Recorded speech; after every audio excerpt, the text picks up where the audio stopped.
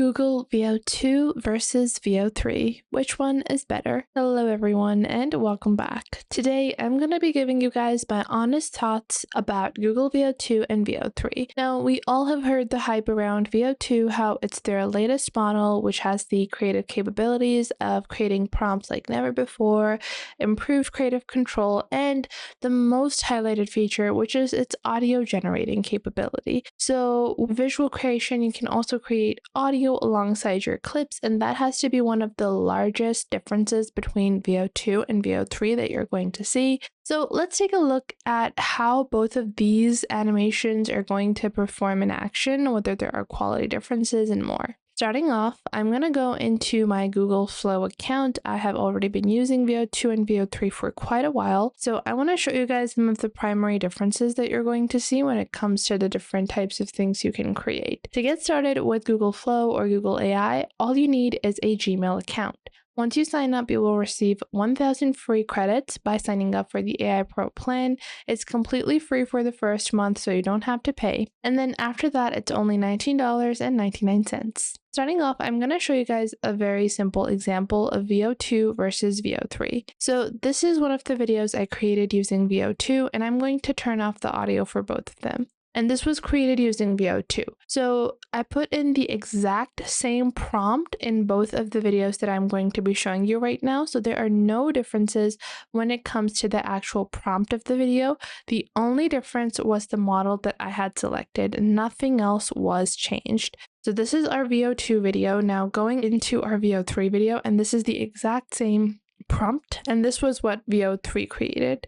And you guys can see it is a very different video, although the same prompt was used. This is definitely a bit different. The overall video quality, personally, I do feel like is pretty high when it comes to Veo 3. Now, comparing this to some of the other creations we have. Now, this particular crystal world I created using Veo 3 quality, and I'll show you guys the result. The crystals are walking, and as the crystals are walking, I just want to show you guys some of the details within this.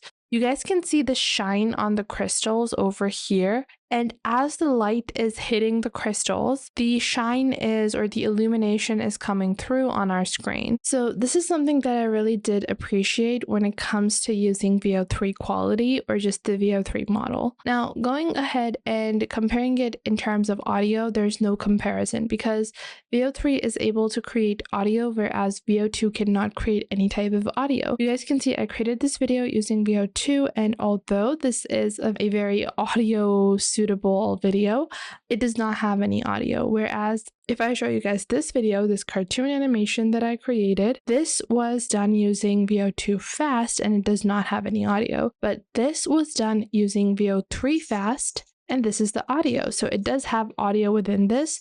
It has some music and it's really nice. So when it comes to audio, if you are someone that is going to require audio for their videos, I definitely do think that, you have no other option other than using Veo 3. And Veo 3 I do think is very nice. Even this video, which is a very simple video of a guy playing video games, when I created it using Veo 3 quality, it added the ticking sounds of the guy playing the games, the twitching sounds, the sounds of the keyboard, the sounds of the mouse, all of that was added by default. Now, if I was to compare this to something like this, which I created using Veo 2, it does not have any audio, although the video itself is pretty decent. Now, should you be using Veo 2 or Veo 3? Well, you need to understand how many credits are you going to be spending. So this is a really important thing that you need to understand, which is the amount of credits. So if you are on the AI Pro plan, you're going to get 1,000 credits and you want to use them wisely. Depending on your usage, 1,000 credits might last you the entire month, or you might have to purchase more. So when you go into the prompt or your prompt generator or creator, you can see on your top right, you have the settings. In your settings, depending on the number of outputs, so if you select more outputs, it's going to take more credits. But Veo 2 Fast only takes 10 credits. Veo 3 Fast takes 20 credits. Veo 2 Quality takes 100 credits, and Veo 3 Quality takes 100 credits as well. So Whenever you're going to be creating content using VO3 quality, you're going to be using 100 credits. And if you do it with VO3 fast, you're going to be using 20 credits. Whereas if you were to do this on VO2, you would only have to use 10. And this is where I do think I personally do a lot of my decision making when it comes to using either VO3 or VO2. VO2 definitely does have a drawback when it comes to quality, when it comes to the type of video you're creating.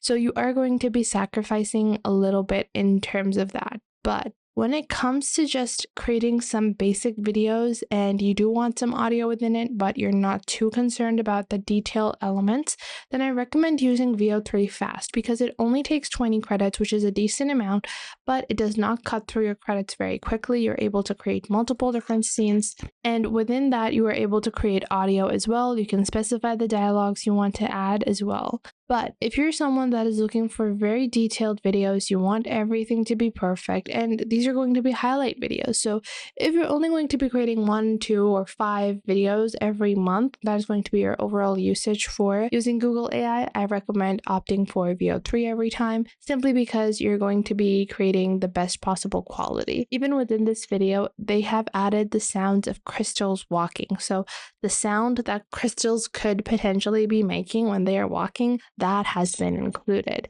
So this is really important to note, is that if you're building very stagnant scenes, short scenes, which means that you're not adding a lot of things. Maybe you're adding one samurai standing and the camera pans around him. This is a very short scene, which means that people are going to note every single detail. But if you have multiple moving elements like this, so you guys can see this is a model walking, and I've created this in VO3, and they have added music as well.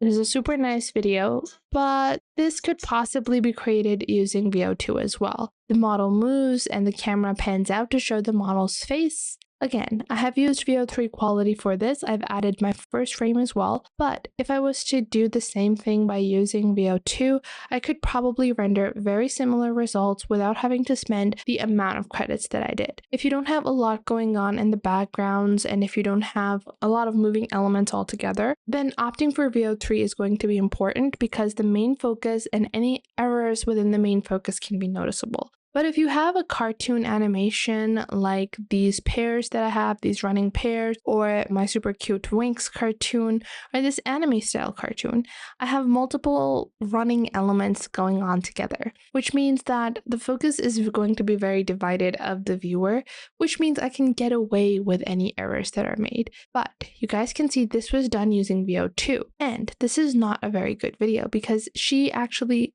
adds the lipstick above her lips, which doesn't make any sense. Whereas if I were to use VO3 quality, I could possibly make a better video. This was done using VO2 fast, and this already shows the lipstick has been applied.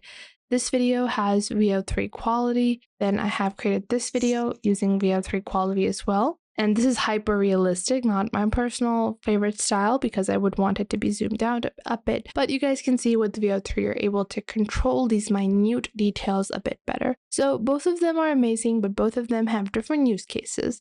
If you want to add a lot of different things in one frame, and you want to add audio, you definitely have to add VO3.